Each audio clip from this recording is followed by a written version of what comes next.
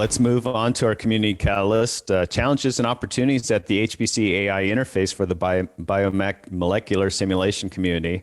Charles Laughton from the University of Nottingham. Welcome. Thank you very much indeed. Right, let's just get myself online. Right, can we see my slides? I do. Did you want to? Yeah, perfect.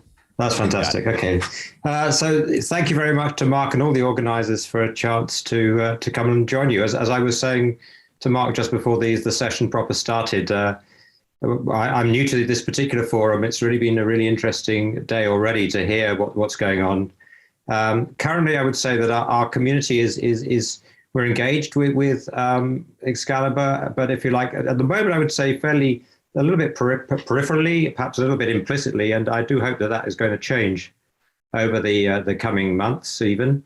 And I hope that maybe I can say something in this talk which is going to be interesting and insightful and will help to promote that. So I took I see I'm in the sort of the catalyst spot. So I thought what I would try and do is talk to some in ways about some of the history about how our particular community has interacted with HPC with a view to, if you like, seeing if the lessons learned from the past can be useful for going forwards. So it's a fairly general talk. So excuse me if I'm preaching to people who know probably even more about this subject than I do, but I thought it would be useful to kind of give a fairly high level overview of the science and the activity, the history, and where we see the future with relation to HPC. And I bravely put AI in the title as well, in view of the subject matter for this meeting. I have a limited amount to say about AI, but it's certainly interesting for the future. So first of all, I should perhaps say a little bit about HECBioSIM, since that's if you like in the title. So yes, I'm here representing HECBioSIM. So HECBioSIM is the UK HPC consortium for biomolecular simulation science. So we're one of the several consortia that we have here in the UK who have a number of tasks. The first one really is to allocate tranches of time on UK Tier 1 and some selected Tier 2 resources to members from our community. And secondly, it's to engage in some amount of HPC-orientated software development activity. And thirdly, it's to support new users of HPC. So talking about those one at a time. So obviously, the way that we do our allocation of time is basically through peer review and allocation panels. We run one of those about approximately every 4 to 6 months, depending slightly on how resources are configured at the time. And our aim basically is to make sure that some of the most interesting and most suitable work gets on to these most important resources, and we get, if you like, the maximum amount of science return out of the way that people use that. Our HPC-oriented software development, interesting. I must say, well, unfortunately, due to funding constraints, we're not basically operating in quite at scale in that level as quite the way we were perhaps a few years ago, but we're still doing it. Our community is interesting in the sense that we are not basically the code owners of the packages which consume most cycles for the sort of work that we do. So our community mainly use sort of like other people's third-party software.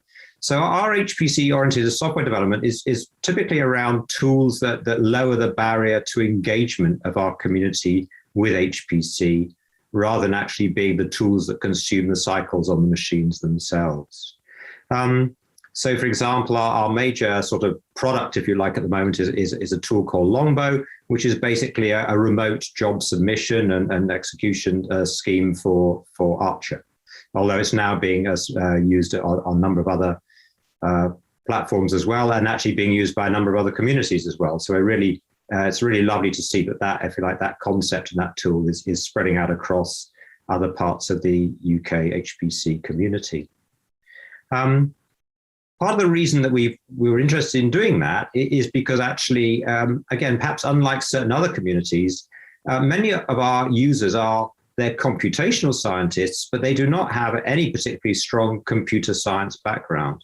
new researchers in the field of biomolecular simulation can come from many areas of life and biological sciences, and have limited knowledge at the beginning of computational methods, and certainly very limited understanding and capabilities themselves in terms of accessing high performance computing machines. So that last bullet point there, support for new users of HPC, is a very big part of what we do. And that was, if you like, why we produced Longbow. Longbow, the idea there was basically people could use Archer from the comfort of their own workstation, using the kind of ways of working that they were already very familiar with, without having to fret about, how to basically write, job scripts for Slurm schedulers and the like. So that was basically been our route. And in fact, that is still a very important part of our activity. So supporting new users of HPC, a lot of which is kind of soft skill stuff. This is not just about software development. This is about running workshops, networking, advice group centers, etc. That's what we're doing there. I say, obviously, it's very important for us to be on high performance computing and making the best use of it, because, of course, that's what's happening all the way around the world. And if we are to maintain a position of being internationally competitive, it's absolutely vital that we are able to use these facilities to the best of our ability, and that the best science that's being done in the UK is being represented there. When I talk about biomolecular simulation, what we're talking about nearly always is molecular dynamics simulation. So it's the kind of pretty pictures that you see there. And you're probably very familiar with seeing these, but just to explain to those perhaps who'd come from other fields. So these are the sorts of things that mostly people are doing. They're running molecular dynamics simulations of proteins, other biomolecules as well, DNA, RNA, lipids, and of course their interactions with each other, their interactions with small molecules, drugs, for example. This is all basically the domain of biomolecular simulation. If you like, sort of academically, one of the interesting things about this area is this is very much our way of which we can link between sort of, fundamental principles of chemistry and physics and the world of biology, the world of life. This is about how we see how physical principles translate into emergent properties, large complex systems of soft matter. So it's really important because typically, again, a lot of our work is related to linking with health and biomedical research. And what's interesting, of course, in this area is that very typically the phenomena that we're interested in, if you like, manipulating or influencing are biological phenomena. They're things about the behavior of large complex systems, but the tools that we have available to actually practically modulate these are things that work on the atomic scale. We can change the structures of drug molecules or something like that. So we have a desire to influence the large scale, the emergent property, but the only tools we have to do that are things that work on the atomistic level. So if you like, the great thing about biomolecular simulation is it's providing a methodology to link between these two scales. And in particular, the link with health and biomedical research is really important. Because, if you like, what we're trying to do here is not doable by any other means. So obviously, as you're obviously know perfectly well, often biomolecular simulation or molecular dynamics is called the computational microscope. Because these kind of simulations of the behavior and the motions and shape changes of matter are something that we have no way of actually visualizing directly. And actually, the bit that gets forgotten about is that it's not only because they're too small to observe by any other method, but actually it's because they're too fast. And in fact, the little simulation that I'm showing you there, which is in a loop, I must admit, but actually what we're looking at there is an amount of motion which corresponds to, well, over the course of that simulation, light would travel about 2 centimeters. So in other words, one of the things about biomolecular simulation is not only are you looking at things which are much too small to look at directly, but you're looking at things that happen much too fast to look at directly. And I think that's often an aspect of the process that gets overlooked. But time is something that's very important to us and something I'll come back to a little bit later. But I should say, I mean, again, the nice thing about what we do, if you like, is that we can very directly link, groundbreaking HPC with real world problems in health and biomedical research. And let's face it, I mean, I think that goes down well. I think, as some may know, is, that this science basically was the recipient of a Gordon Bell Special Prize last year for the work related to COVID.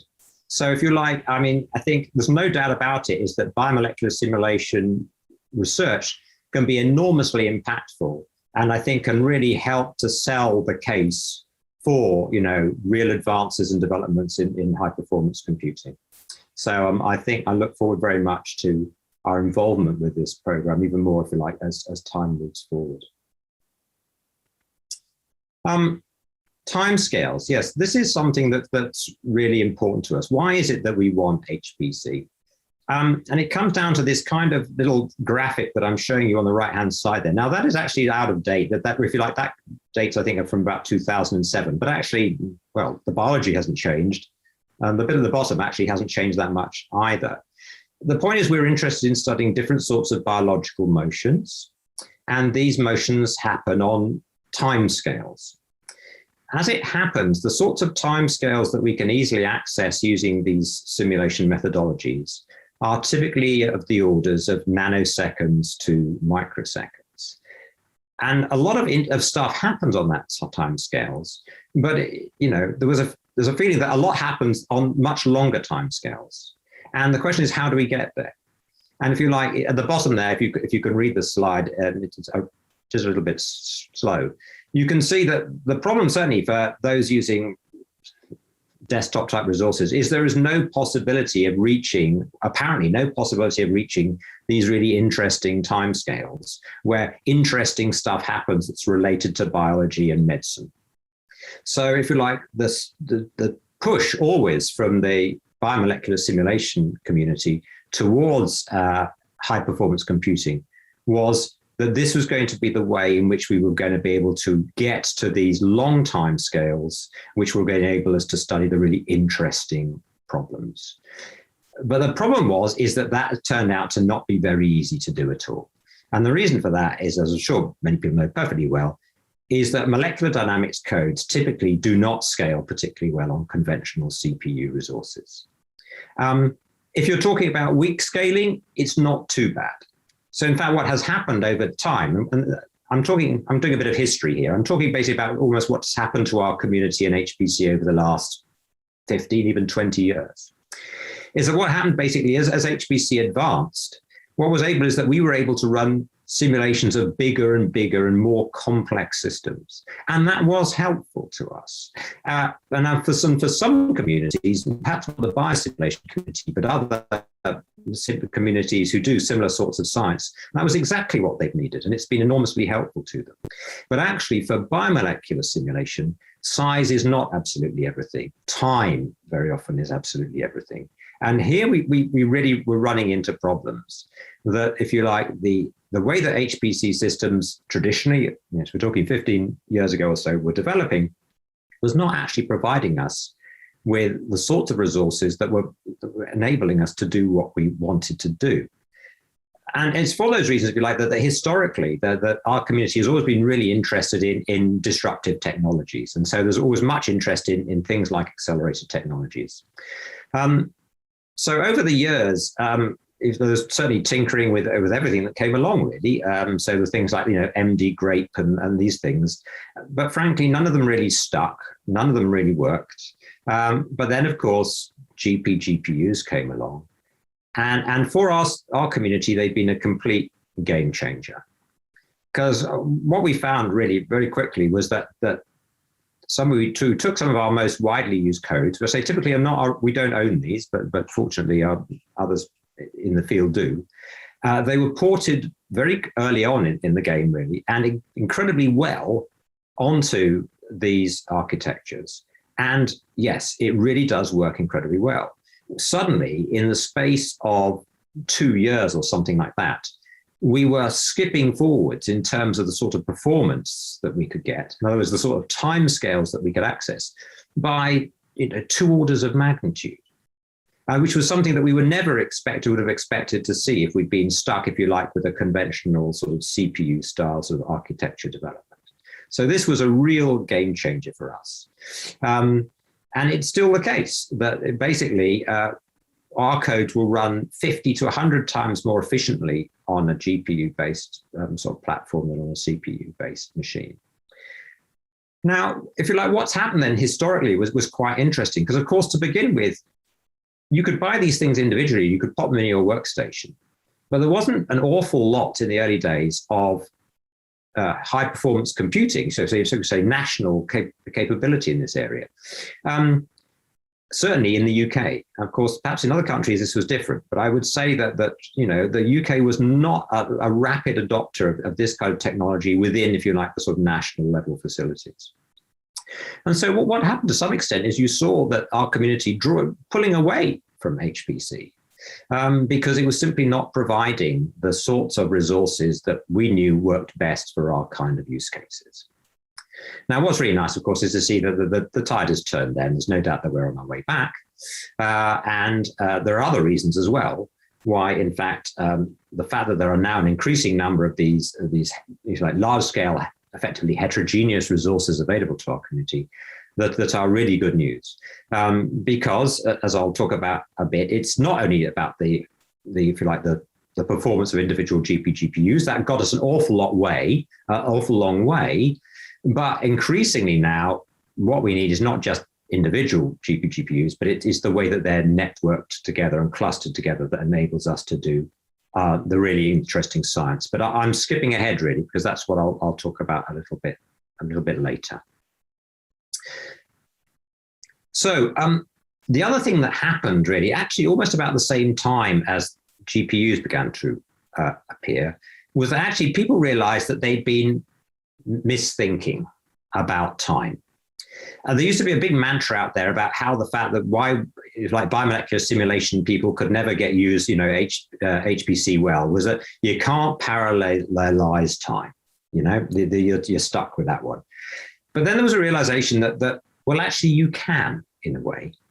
And that's because what we were calling slow things that took timescales apparently that were not, within the possibility of getting to, are actually only slow if you're thinking about them in a macroscopic scale. In other words, if you're thinking about an Avogadro's number of molecules trying to transition from being in state A to state B, then yes, these things are slow and may happen on the microsecond, millisecond, second, and minute timescales. But if you actually look at what's happening to an individual molecule in this system, so an individual protein or piece of DNA, it's not that transition from A to B is slow at all. It's just that it's a rare event. It's a bit like, nuclear fission. You can have an isotope might have a half-life of 1 million years, but that doesn't mean to say that slowly over 1 million years, it gradually transmutes from one form to the other. And this was the bit that people hadn't really kind of got at, hadn't really kind of appreciated. But the moment that you realize that basically that macroscopic slow is really just microscopic rare, then you have a way of basically getting around this timescale problem very straightforwardly, which is by running extremely large numbers of effectively independent simulations and stitching all the data together, looking for these occasional rare events, which you can then basically transmute, if you like, using well-developed sort of maths and physics into the kind of macroscopic picture. So this is basically the world of Markov state models. Stitching together, say, very large numbers of independent or almost independent short simulations to get effectively to long time scales. Because the point is this now gave an absolutely, for now, what the biomolecular simulation community were clamoring for is access to lots and lots and lots and lots of cores, or lots and lots and lots of GPUs, so that they could do this. And this was the important thing to realize, is that now for us, capacity equals capability. And I think for a long time, certainly in my history, which unfortunately is quite long, going back a bit, there was this, there was a kind of war between capacity and capability. And that, I hope, really now is completely gone. In our case, as I said here, can't stress it enough really, capacity equals capability. To do the things we want to do, we have to have access to this type of resource. So what happens really is, as a result of this, of sort of reimagining or re-understanding of what our science is, what biologically is going on, means, if you like, that the internationally leading biomolecular simulation research is all in this field, and it needs appropriate HPC more than it ever did before. The days of just being able to do something on a few GPUs in your own lab are gone. You need access to these large, well, if you like, configured, well-managed, well-connected resources. And you may say, well, hang on, do you? Because aren't all these jobs independent? Well, it's not quite like that. And so I wanted to speak a little bit more about that now, and explain, if you like, why it is worth sort of going forward like that. So why do we need, why is the future for our area in these large-scale resources? Well, there are lots of kind of use cases that will explain this, but I want to talk about two in particular. The first one is what we call multiscale simulations, and the second one is workflows. So let's look at those. There are other things that I could talk about as well, and I'll only basically be sort of getting at the edges of this field, but hopefully I'll give you some idea, some flavor for why these things are interesting to us. So multiscale simulations are basically simulations in which we're studying different parts of our biological system with different levels of resolution. And this is actually something that's not new. It's been in the field for a long time. It's always been tricky. But it's something that is more and more interesting to do, and more people want and need to do it, because we can do it in more intriguing and interesting ways. So I told you that one of the things that we are interested in, or have been able to do with HPC, was basically make our systems bigger. But I also said that up to a point, making our systems bigger is not actually that helpful. Because it's time that matters to us, not scale. Well, that's true up to a point, but actually we're now, if you like, beyond that. With methods such as Markov state models and things have solved the time issue to some extent. So now we are back at the scale issue. Now we do want to be able to study not just simulations of individual proteins or receptors or something like that. We want to be able to model whole cells. Maybe we want to be able to model whole organs. So now scale and size really does matter. But typically in these situations, we don't need to have the same level of resolution across the whole of the system that we're interested in simulating. The classic example, and really where multiscale started, is in the study basically of enzyme catalyzed reactions. So in the very center of the enzyme, there's some chemistry going on. There's, bonds being made and bonds being broken. And if you want to understand what's going on there, you basically need quantum mechanics methods. But if you're like surrounding this part where the chemistry is going on, you've got a whole load of the surrounding sort of architecture, if you like, of your protein and the environment in which it's embedded. And you do not need to study this part of the system with quantum mechanical detail. You do not need to know what every single electron is doing. And so we have these multi-scale methods that allow us to basically zoom in and study different parts of the problem at different levels of resolution. Now, actually, the way that these happen, of course, is that this is not actually done within one single, monolithic code. This is done by coupling together different codes that deal with different parts of the problem. But this coupling is really, really tight. We have to basically exchange information between a quantum mechanics simulation and if you like, what we call a classical molecular dynamics simulation, every single time step, maybe of our simulation. Now we have the technology to do that, but frankly, what everybody knows, and the reason that not many people do these simulations is that they're inefficient. They're very slow. And why are they very slow?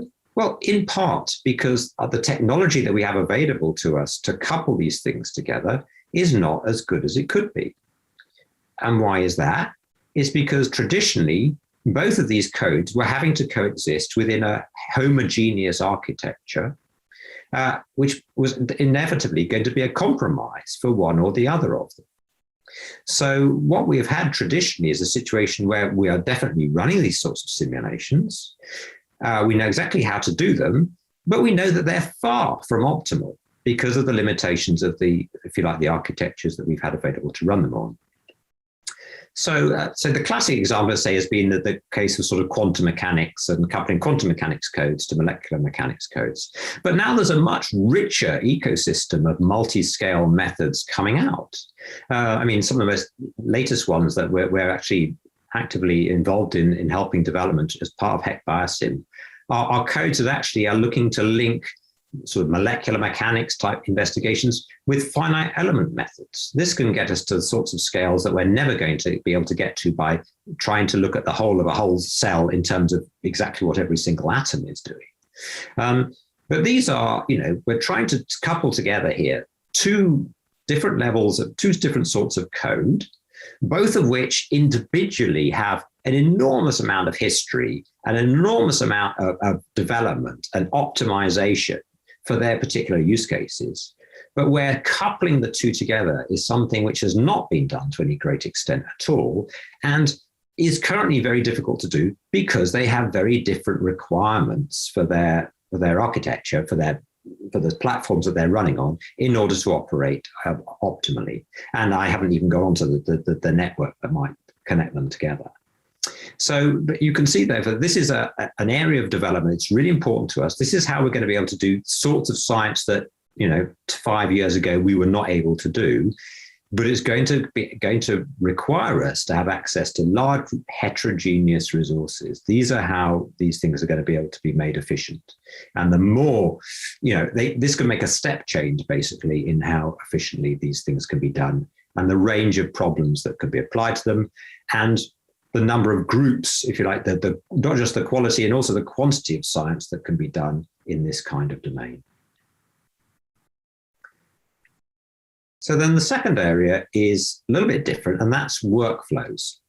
So the days are long gone when basically the way that you did a really, really high impactful science in this area was you just ran one humongous long calculation, analyzed the data and published the paper.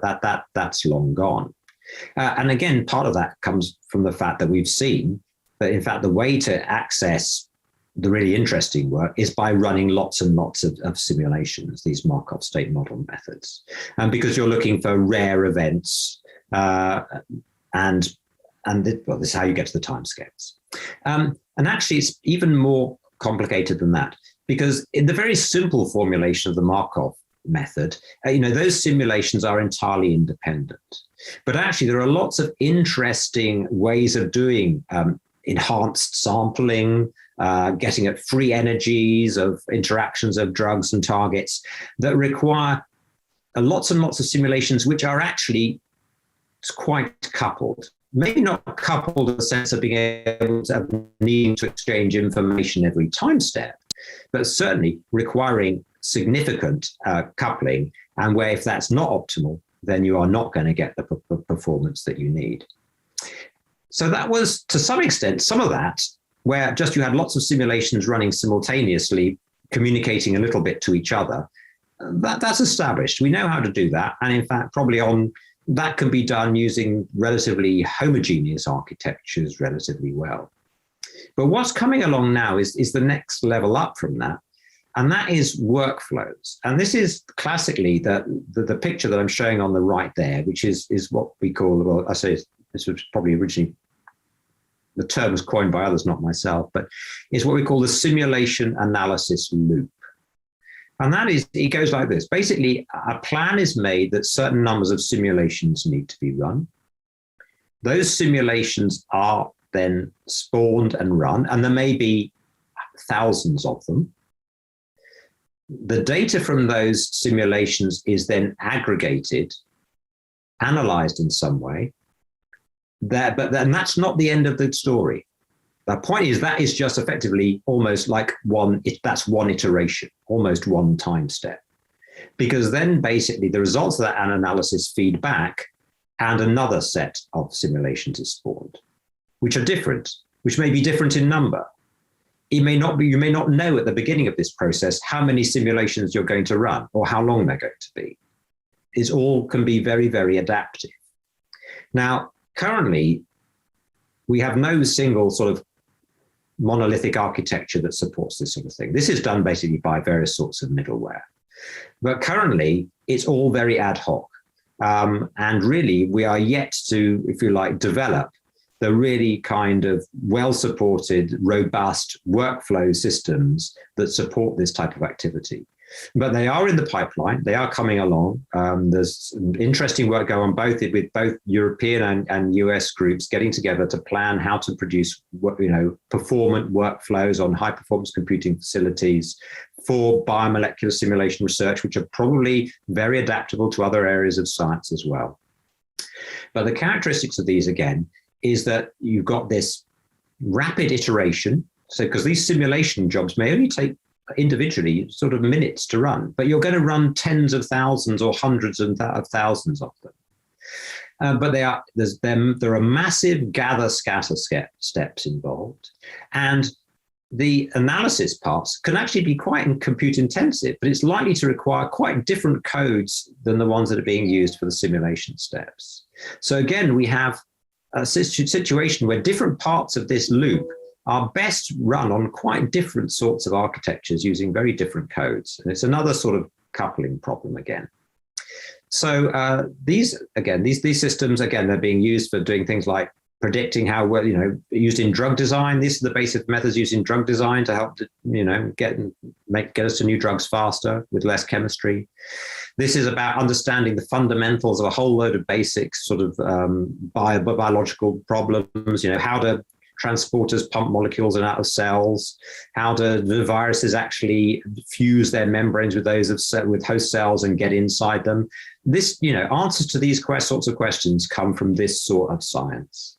And this is something that we're still developing. I mean, the one I talked about before is Multiscale. It is definitely well established. Workflows are themselves a work in progress, but are definitely going to be the future for our science.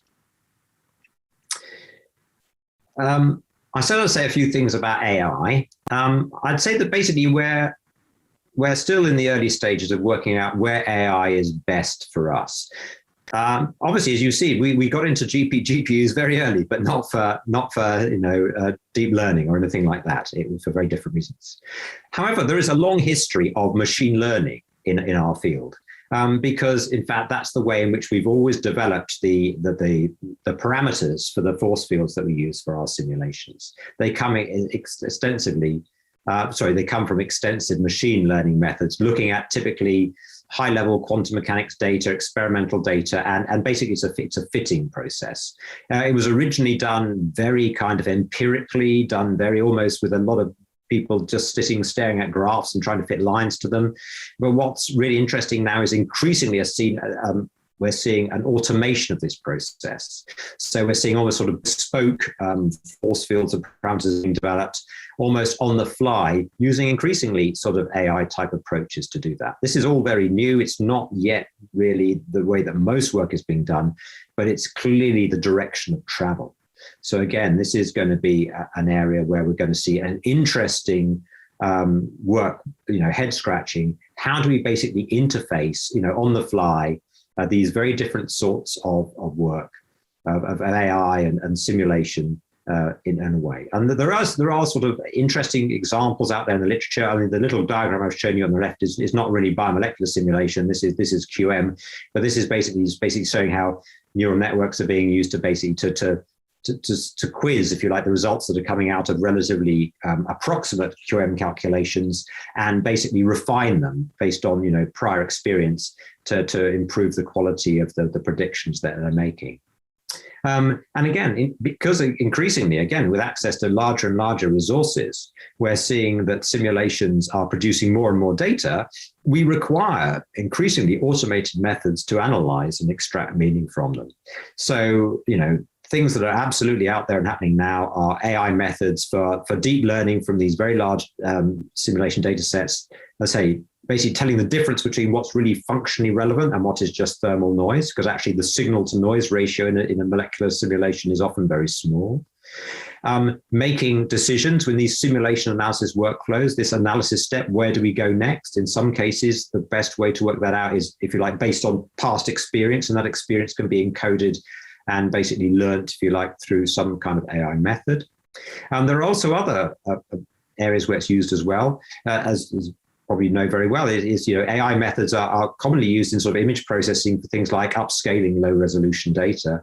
And in fact, we're seeing that some of these methods can also be applied to our world. So they allow us to, for example, to do a simulation at a relatively low level of detail, and then kind of artificially increase the resolution and get more information out of it. So these are all developing areas, but they're clearly the direction of travel for the future. So that's about it, really. I think perhaps just to sum up, we've got, I think biomolecular simulation has got, as it says here, a long track record in, linking HPC to economic, medical, social challenges. I think, we're often, our science is the one that appears on the front pages. Not always, but often. I think people can relate to it. And I think that is, hopefully that's useful. Traditionally, though, the relationship with HPC and biomolecular simulation, it's not always been an easy one. There have often in the past been tensions basically between what actually the HPC systems could provide and what was genuinely our science requirement. But the great news is, I think, is that looking forward is that there's no reason why that should be true in the future at all. I mean, what do we need? We need very large, well-coupled, flexible, heterogeneous architectures.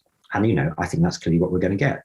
And so that's absolutely fantastic for us. That means that that nothing is going to impede us basically in doing the best possible science that we can. And for that, we're very optimistic and very happy. And obviously also is therefore very keen to be involved as much as possible in contributing, if you like, to shaping the direction of travel in the future. So thank you very much.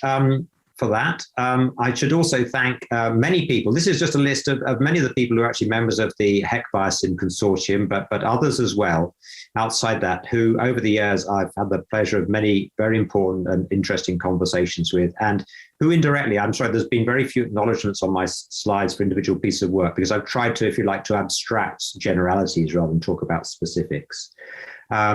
But I should say also that everything that I've said are my own opinions, and please don't put those at the door of any of these great people here.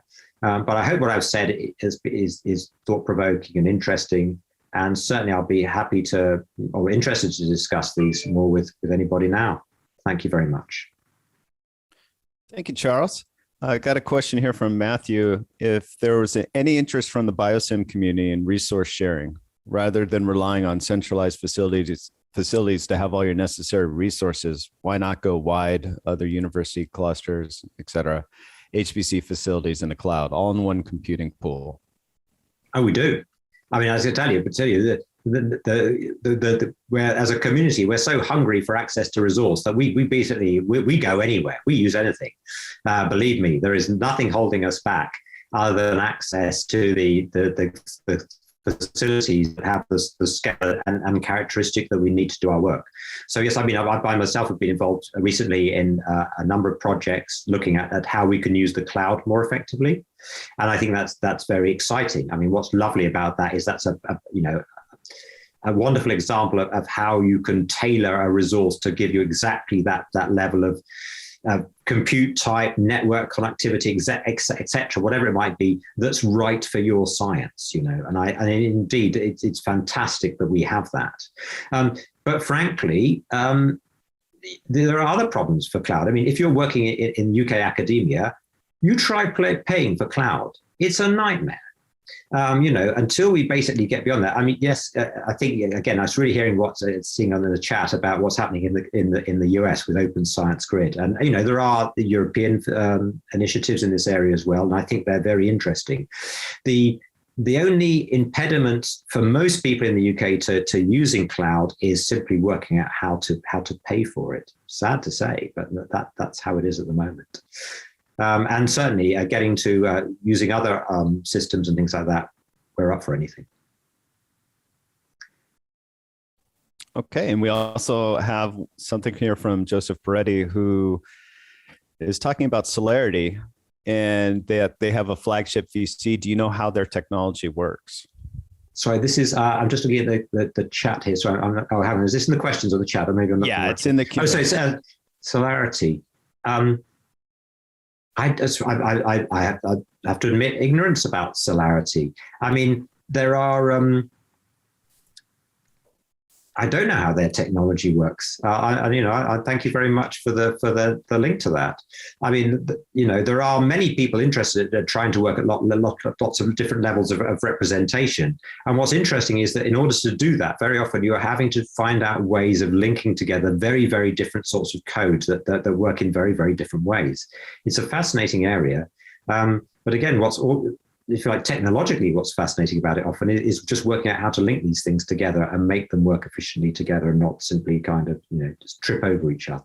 But thanks for the link. I'll take a look. Great. Thank you, Joseph, as well, for sending in that question. Mark, I see your hand's up. You have a question for Charles. Yeah, thanks. So it's actually a couple of comments just following up on things you said in the talk. Thanks. It was a great talk, Charlie. So it's interesting how the requirements from your community and what you might call the traditional simulation community are now so aligned. I think that's really that's very good for all of us. And I think the move towards presenting large scale systems through a cloud presentation, I hope that will also help your community to use the systems as well, because it'll allow all the flexibility that you're talking about. And so the vision for the pre-exascale systems that are being considered is certainly in that direction, so they'd be heterogeneous, presented as a cloud, but still have everything tightly integrated. So it would tick a lot of boxes. The other interesting thing was to see in your talk about on the AI front that the approaches you're taking that mirrors what's going on in, say, the cosmological simulation community, where they've got multiscale, multiphysics simulations and are starting to replace the subgrid physics models with machine learning based models built on top of higher resolution simulations and things like that. I think that's a fascinating area. And it's early days in the cosmology community for that as well, but that's a clear case where heterogeneous computing is going to be needed as well, because you'll be running these, they have to be done together. How you couple the different scales and the different types of kind of AI-based versus simulation-based parts is still a challenging problem. But I think it's interesting that you're doing, your community's heading in a very similar direction, it seems. Oh, that's really interesting to hear that, because one has a hunch that it must be happening in other communities as well. But it's great to hear firsthand that is the case. I'm not at all surprised. I'm sure if we asked a lot of other communities as well, we'd get similar responses. Yeah. Thank you. Great. Thank you, Mark. Thank you, Charles. Appreciate the presentation. Not at all. My pleasure.